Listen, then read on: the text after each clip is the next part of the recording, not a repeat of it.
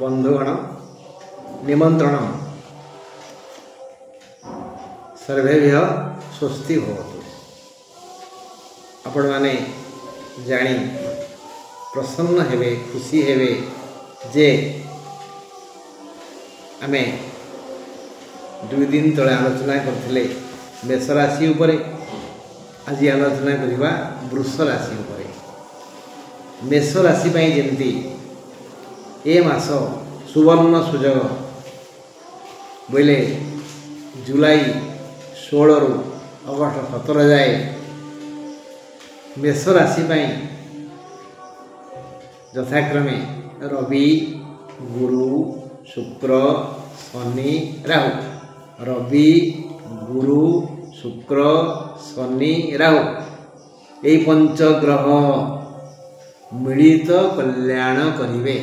वृष राशि को यही 5टी ग्रह मिलित कल्याण करिवे।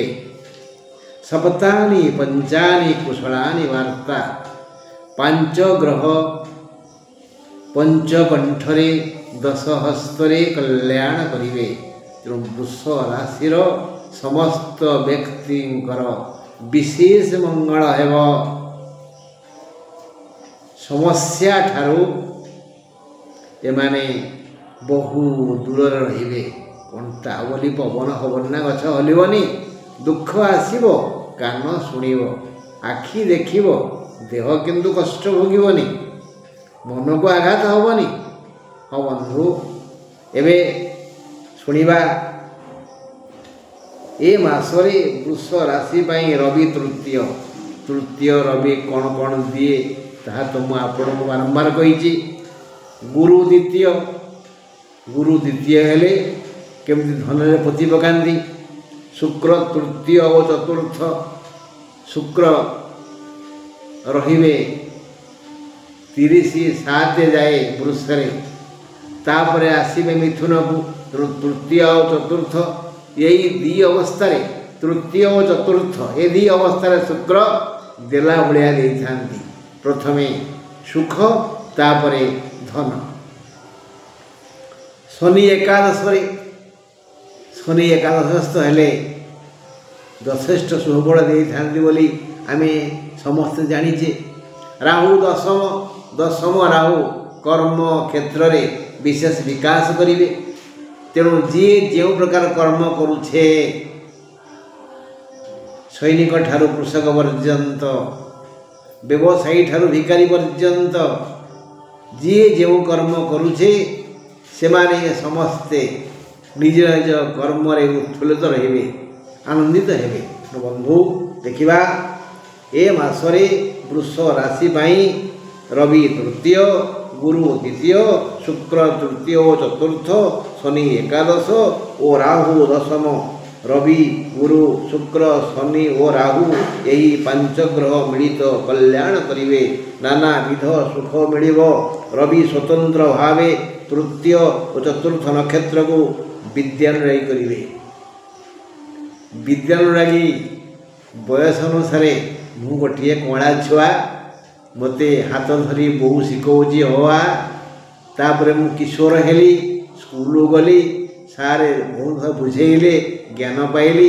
युवक हेली हाईस्कूल सरला कॉलेज गली बाहा हेली ता संसार कली। मन है टिके भागवत पढ़िया बुढ़ा हेली तीर्थ कली। अर्थात आ बाल वृद्ध वनिता जो मानकर तृतीय चतुर्थ नक्षत्र से माने समस्ते विद्यानुरागी हेबे। विद्या प्रति श्रद्धा प्रकाश करिवे। जी जो विद्या रे आनंद पाए तेणु तृतीय और चतुर्थ नक्षत्र को विद्यानुरागी करिवे। पंचम नक्षत्र को धन वितरण करिवे। तृतीय रवि पंचम नक्षत्र को यथेष्ट बेसी धन देवे। जो मानकर 5/2 गुरु तृतीय चतुर्थ नक्षत्र को सुख देवे। पंचम को राज्य लाभ और राजभोग प्रति आकृष्ट कराइबे। अरे राज्य लाभ कौन करेंगे? आम राज्य कि आम घर आम जमीबाड़ी अर्थात जो मान पाखरे नहीं घर से घर करेंगे जमी किणवे पुरुणा घरर विकास करेंगे अर्थात बृहस्पति कल्याण राज्य लाभ हो राजसुख मिल अर्थ यथेष्ट आसो तेणु मन मुताबक आम खर्च करी आनंद रहा राजयोग राजभोग प्रति आकृष्ट कराइबे राज्य लाभर अर्थ घर करिबा नुआ घर किणिबा बा गृह प्रवेश करिबा बा पुराणा घर को सजाड़िबा यही भली योग देवे किए ना बृहस्पति शनि धन प्रबल देवे ओ नक्षत्र त्रयं को बुलाइबे वृद्धा भ्रमण नुहे बुले माने फॉर इनकम आय पाई कौठू केमिति उचित उपाय रे धन आसीबो शनि द्वारा कौन सी भूल काम हुएनी से कहार नुहति राहुंक जोगु तृतीय चतुर्थ नक्षत्रद्वय धन और सम्मान पाइबे मात्र पंचम नक्षत्र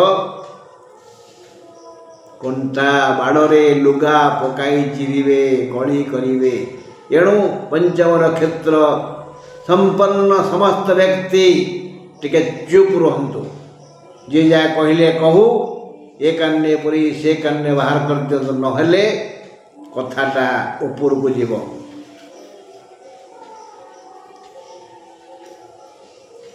कंटा बाड़े लुगा पकाई चिरिबे केतुंग कल्याण यही 3, 4, 5 नक्षत्र तय उपरे थिबारु से विविध सुख लाभ करिवे सौभाग्य वृद्धि हेब तृतीय बुद्धंक जोगु मन आतंकित हेब सब डर लगे धन आसुचे ना तेणु बुध आतंकित करिए मन को डरेबे मन आतंकित हेब सर्वदा मंगलंक जोगु शत्रु वृद्धि हेबे धन अच्छी शत्रु बढ़ीजे भाई भगारी हम धन अच्छी प्रबल आसो मासर तो तेणु शत्रु वृद्धि हेबे मंगलंक पाई 13, 8 पर नाना प्रकार रोग बढ़ीज मंगलंक पाई सौभाग्य वृद्धि करिबा पाई कथा देइथिबा ग्रह केतुंक जोगु शारीरिक जंत्रणा बढ़ीज धन मिल किंतु शारीरिक जंत्रणा बढ़ीज केतुंक पाई